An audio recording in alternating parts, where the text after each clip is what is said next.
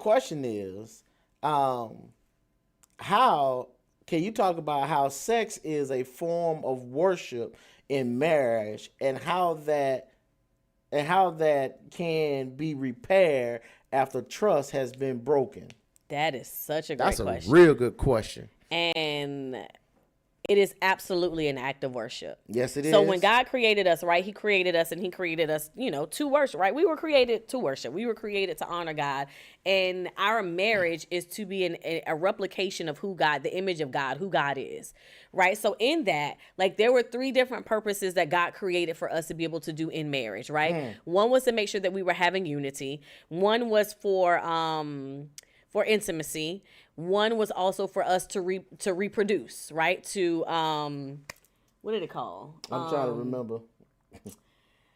Oh my gosh, a portion of the scripture is just leaving my head, but to create basically to have kids, right? To be able to reproduce. Thank you, babes. To reproduce. He said, go and oh my God, why can I not remember that scripture right now?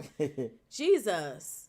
It's okay. And multiply. Yeah. Multiply in all fruitful the and yes, multiply. Fruitful and multiply in all the land, right? So those are the things that we were created to be able to do inside of the holy matrimony. So as we are coming together, right, in unity, the closest that we will ever be able to come is when we are the intimacy when our spouse is inside of us. Ooh. That is because that is the core and the nucleus, right? Nobody else can get that closer without without doing surgery. Nobody else can get that is the intimacy, and it's a form of worship. And so as you are enjoying each other together, right? And the climax of that, to be able to climax together, that is the highest form of worship that we can give back to God, because he created us. He created the marriage. He ordained the marriage. And he also created sex for us to be able to do that. So that is a form of worship when we are coming together and within each other, and when we are climaxing together with one another. That is, I think, the highest form of being able to give God a worship, when we are doing that in the purity of who he has created us to be inside of a holy matrimony. Come on now. Now, understanding, because even if I give you scriptures, I'm gonna give you a few scriptures real quick that's gonna kind of help show you that you making love with your spouse, how that is an act of worship. Well, just like what wifey said, where basically when you two are coming together, that your marriage shows the identity of who God is.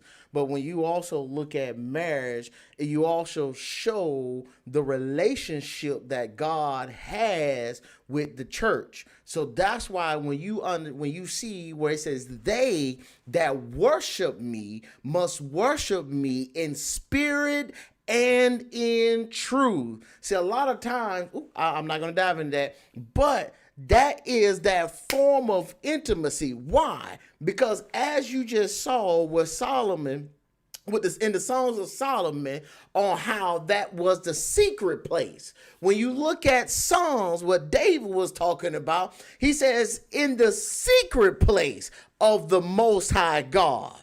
They that dwell in the secret place. Understand that is still that act of worship that you have with God. So when you begin to look at 1 Corinthians 6, I was trying to get there till I get excited. But when you look at 1 Corinthians 6 and 16, and it says, what? Know ye not that which is joined to a heart is one body? For two, saith he, shall be one flesh. But he that is joined unto the Lord is one spirit. So guess what? Flee fornication. Every sin that a man doeth is without the body, but he that committeth fornication sin against his own body. Yeah. What?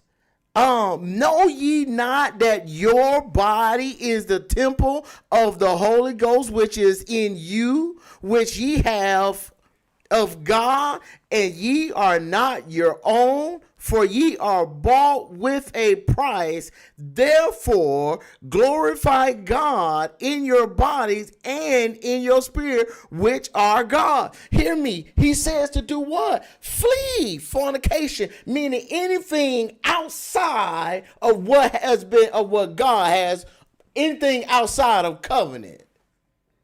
What you have right here, this is God ordained. So what do you mean you cannot pleasure? Ooh, come on.